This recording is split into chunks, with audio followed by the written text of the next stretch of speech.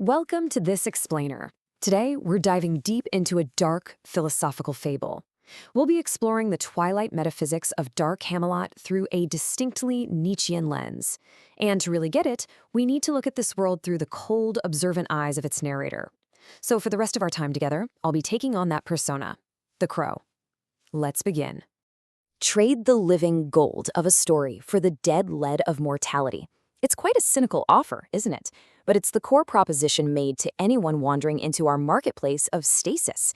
You see, every human life starts with this incredible fluid potential, the living gold of an unwritten story. But actually writing that story, well, that involves risk. It involves failure, the sheer, terrifying expanse of freedom. So the alternative is simple. Trade that volatile, beautiful gold for the heavy, dead lead of a predictable life. It's an economy of stasis where your unlived potential is the currency. And that's exactly where I come in. The Crow. I am the physical manifestation of the dark zeitgeist.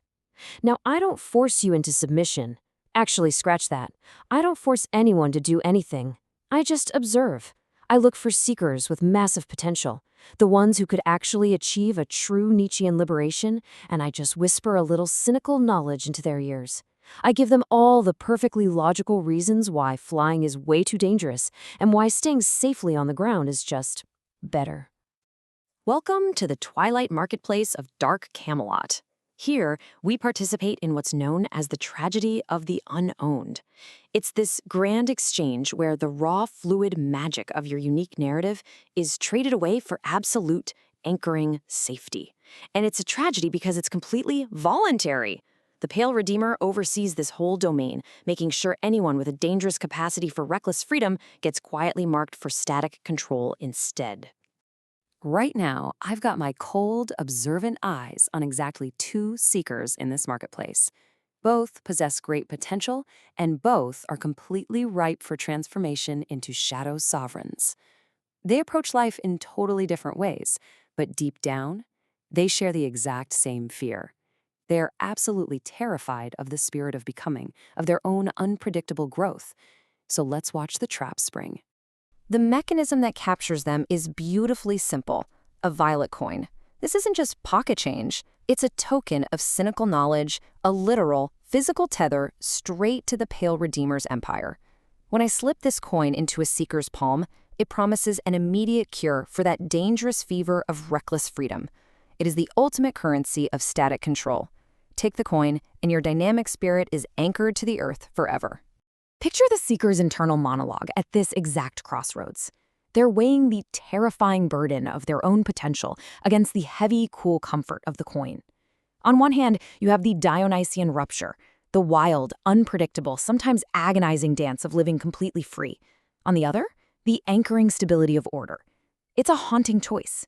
But human nature being what it is, people almost always crave the warmth of a cage over the freezing winds of the open sky.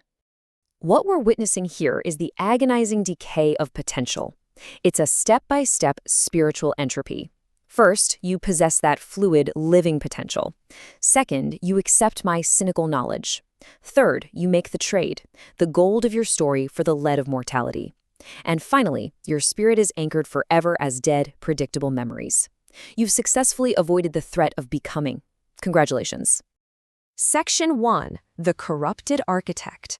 Let's take a closer look at our first tragedy. This seeker starts out brilliant, a Faustbuch Obermensch, driven by this massive, towering intellect. But the second they're endowed with cynical knowledge, that intellect twists. They morph into a sentinel of resentment. In Nietzschean terms, they become entirely consumed by ressentiment. They look at the unpredictable spirit of becoming, the reckless freedom of a true hero, and they literally view it as a disease that has to be cured. To them, absolute safety is infinitely superior to any kind of dynamic growth.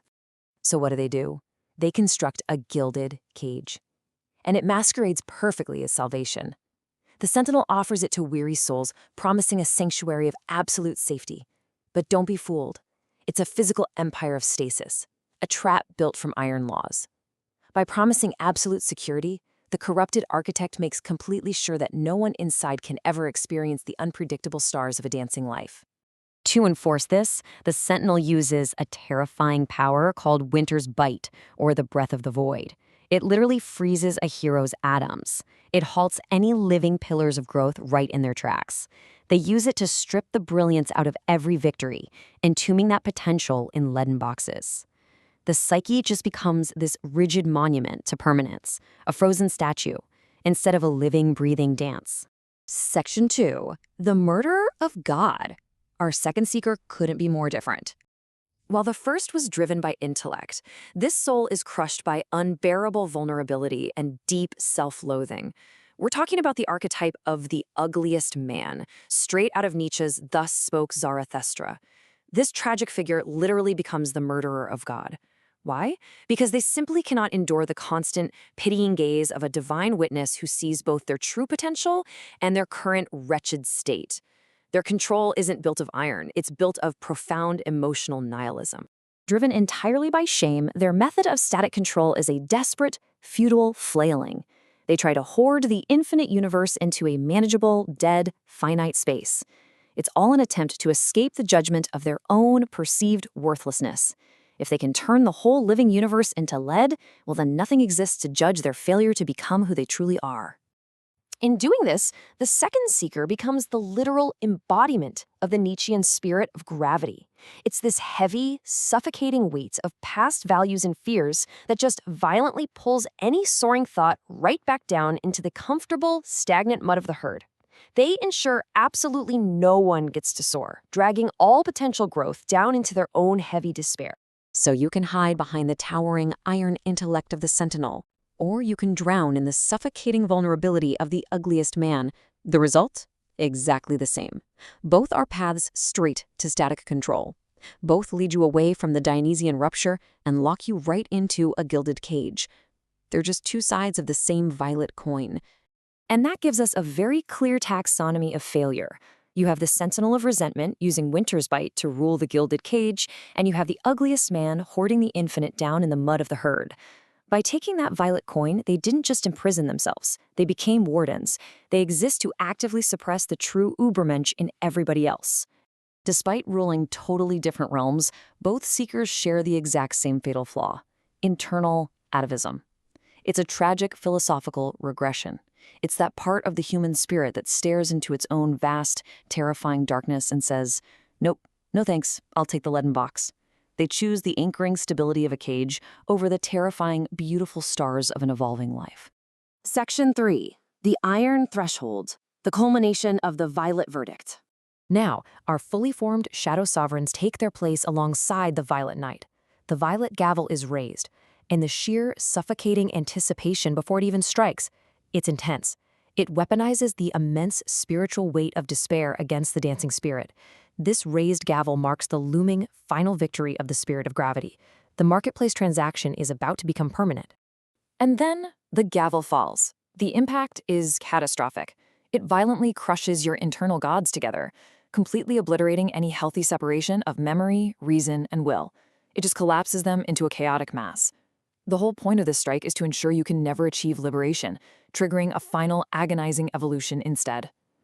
This agonizing evolution leaves you with only two possible outcomes. For almost everyone who takes the violet coin, it's concept A, complete tragic regression into the stagnant, predictable man-beast, total stasis.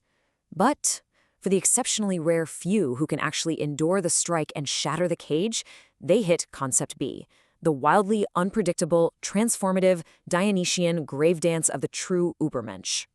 But let's be honest, those dancers are incredibly rare. Mostly, the marketplace just operates perfectly. I watch with cold satisfaction as the coins do their work, turning fluid, living gold into a quiet, heavy tomb. Down in the twilight, the mud of the herd remains delightfully undisturbed by the dangerous threat of becoming. The gilded cage is locked tight from the inside. So, as we close out this explainer, I'll leave you with a final thought. Every single day, the dark zeitgeist is going to offer you a choice. When the marketplace offers you the absolute comforting safety of a gilded cage, when it hands you a violet coin to cure your restless, reckless freedom, what are you going to choose? Will you trade your living gold for dead lead? Or will you dare the grave dance? Think about it. Keep questioning your potential.